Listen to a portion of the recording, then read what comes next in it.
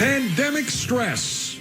Who doesn't suffer from that? I mean, we're just about whipped from all of that. Get this, it's making us swear more. The F-bomb, other four-letter words, related variations up almost 50% from 2019 to 2021 on Facebook, 27% on Twitter. Why are we cursing more and loving language less? Standing by is someone who knows. She's a brain health coach and consultant.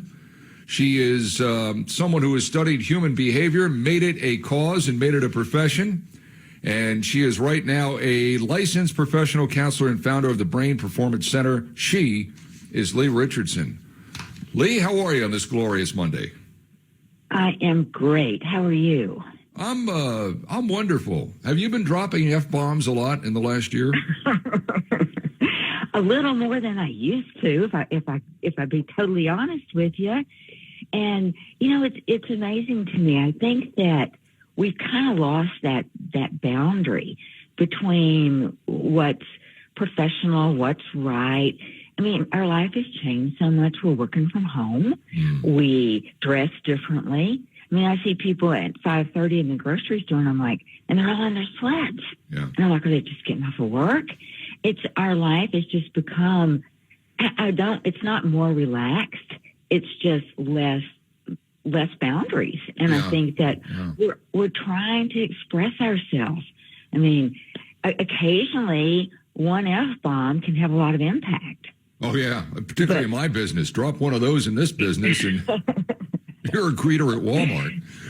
But yeah. I think what's happening, and again, this is anecdotal. I don't study these things, but not only with our language, but you mentioned our dress and our lifestyles. We've kind of lost a filter here. I think we refined our filter systems, because I think we're just different people than what we were before the pandemic hit. It doesn't mean we can't fix it, but I think we're a little different. Well, I think we've gone through a whole social change. It's changed how we let other people influence us. We don't want to conform the big bad list, vax or not vax. A lot of people don't want to obey. They don't want to comply. They don't want to conform. And anytime we go through social change, we all experience that. Yeah, absolutely. But I was also told, and maybe this is really old school, but my mom told me when I was a kid, when I would occasionally say something that I shouldn't say, that if I used those words, it showed that I didn't have a command of the English language.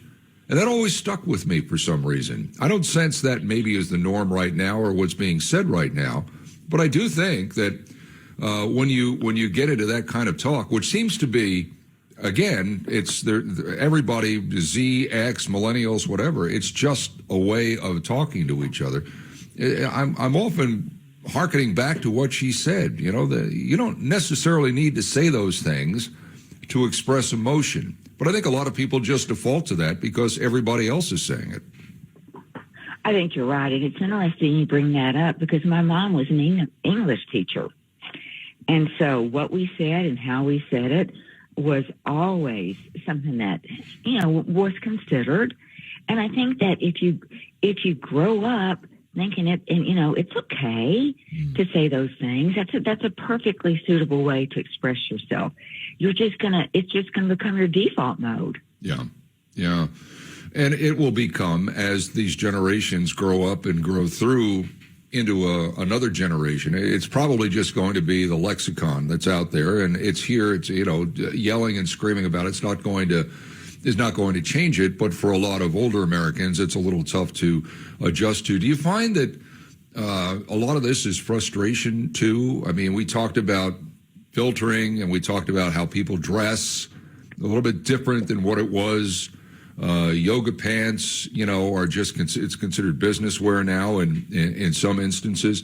But I think it's how we deal with stress as a whole is a reason why some of these things are coming to front now. Where there's day drinking at home, there are people that are out shopping, wearing whatever they want, and obviously people saying whatever they want in some medium.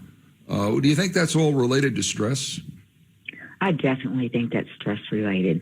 I mean, we have been under a never-ending stress for the last 20 months. And we're in that hyper-aroused state. We're just kind of waiting for the next bomb to drop. So while we're waiting, we're throwing them out there. Yeah. How do we wait? That's a great, I mean, that's such a great point.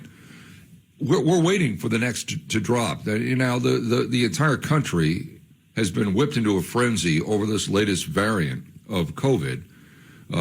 We were frightened by it. You know, the voices that we hear all the time, they're stern. You know, you're going to die. This is going to happen. Well, it's not quite turning out that way, but yet, okay, but maybe they'll be right the next time. And we really need to put up, you know, the same kind of front we did with this.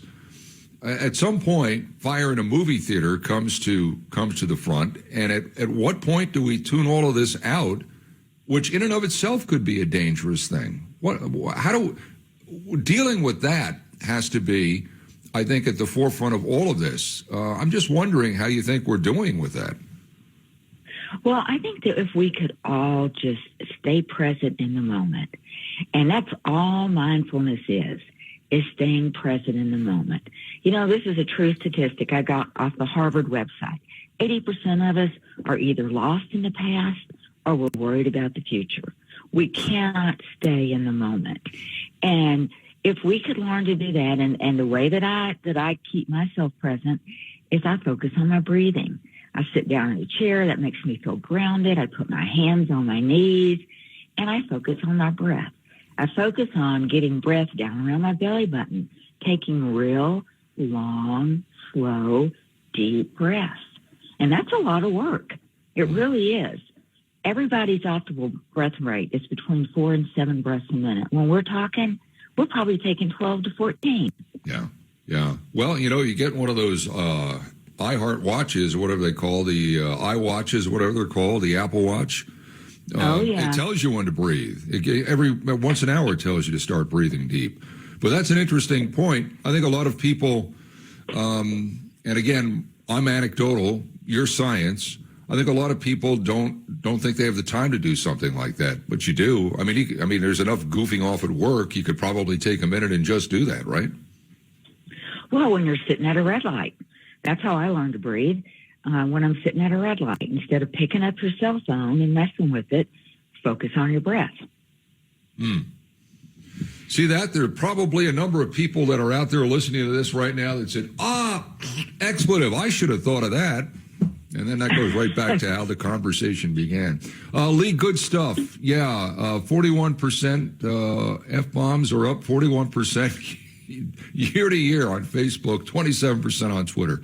Stay well. We need to hear your voice now in 2022. Thank you, Leigh. Thank you. Have a great day.